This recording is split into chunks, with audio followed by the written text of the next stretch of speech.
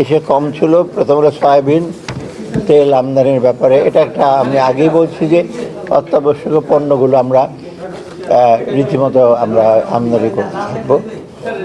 আর দ্বিতীয়ত হলো সার, ইউরিয়া সার আসবে। একটা হলো 1 লিটার, মানে সয়াবিন আসবে 1,55,00,000 লিটার, সার 40,000 লিটার, সরি 40,000 মেট্রিক টন।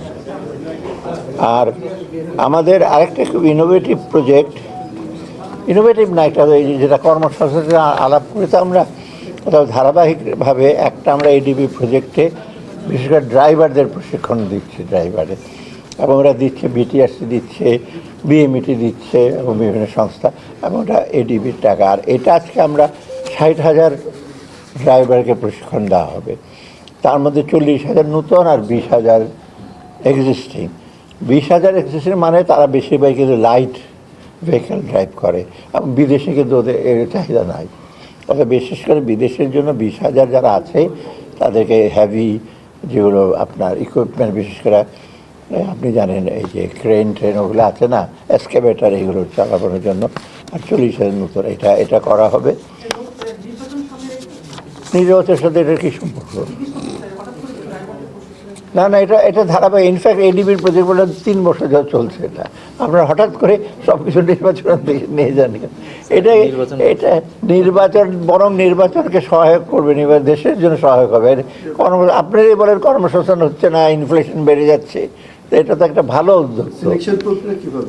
হ্যাঁ, না সিলেকশন ওরা বিটিআরসি এটা করবে, এটা মেকানিজম অলরেডি আছে যেটা আমি বলছি। হ্যাঁ, বিআরটিএ যাই হোক, সড়ক জনপদ এসে করবে। এর জন্য ওরা কাকে কাকে এসে, আর আমরা একটা জিনিস এনশিওর করতে বলছি, ট্রেনিংটা যদি কোয়ালিটি হয়, তেন রকমের ট্রেনিং দিয়ে চলে যায় না লাইসেন্স নিয়ে, সেটা একটা। আর একটা হলো তাতে এমপ্লয়মেন্টটা যেটা হয় এনশিওর করা। এটা কি দেশি এমপ্লয়মেন্ট নাকি তাদেরকে বাইরে মেইনলি বাইরে যাওয়ার জন্য।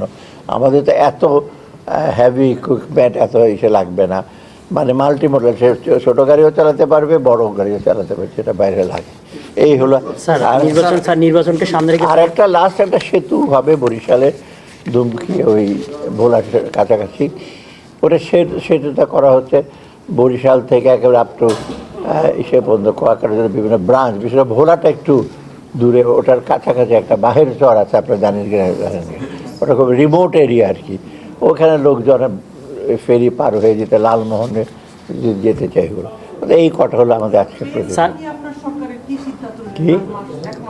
কি পে স্কেল নিয়ে আমি যেদিন বলার বলবো, যদি বলার কিছু আমরা পে স্কেলটা, পে কমিশনটা তো কাজ করছে, এরা একেবারেই একদম থামে নাই, তারা নিরবিচ্ছিন্নভাবে কাজ করছেন। তারা বলছেন, আমাদের সাথে যোগাযোগ করেছেন, কি করছেন না করছেন সেটা আমাদের ব্যাপার না। কমিশনের রিপোর্টটা আমি আশা করছি যে যদি কমিশনের বিষয়ে কালকে পরশু কথা হবে, এটা একদম 21 জন মেম্বার, তারা সব কিছু বিচার বিবেচনা করে সেটার সাথে সাথে আবার ইস্যুটা আসবে, যারা কি জানে বলে জুডিশিয়ারি রিপোর্টটা আলাদা, আবার ডিফেন্সের জন্য একটা সাব কমিটি করতে ওরা আসে, ওটা 3টাকে ইস্যু করে আমাদেরকে সরকার নির্বাচনে নিয়েছেন। আমি একটা ডেট ঠিক করে বলবো, পরে আপনি জানতে পারবেন। স্যার নির্বাচনে স্যার বডি ক্যামেরার বিষয়ে স্যার কোনো সিদ্ধান্ত হয়েছে কিনা? বডি ক্যামেরা তো হোম মিনিস্ট্রি ডিসিশন নিচ্ছে। আপনাদের কাছে বাজেট চেয়েছে কিনা স্যার নির্বাচন কমিশন, হোম মিনিস্ট্রি? না, ওটা আমাদের কাছে স্পেসিফিক খালি আসছিল পারচেজ কমিটিতে, যে ওদের হোম মিনিস্ট্রি, স্বরাষ্ট্র মন্ত্রণালয়ের বাজেট আছে, তো ওখান থেকে আমরা বলছি আপনারা খরচ করবেন, ওটা যতটা কিনবে ওদের সব, ওদের আমাদের ইসে থেকে কোনো ডিরেকশন নাই। ওরা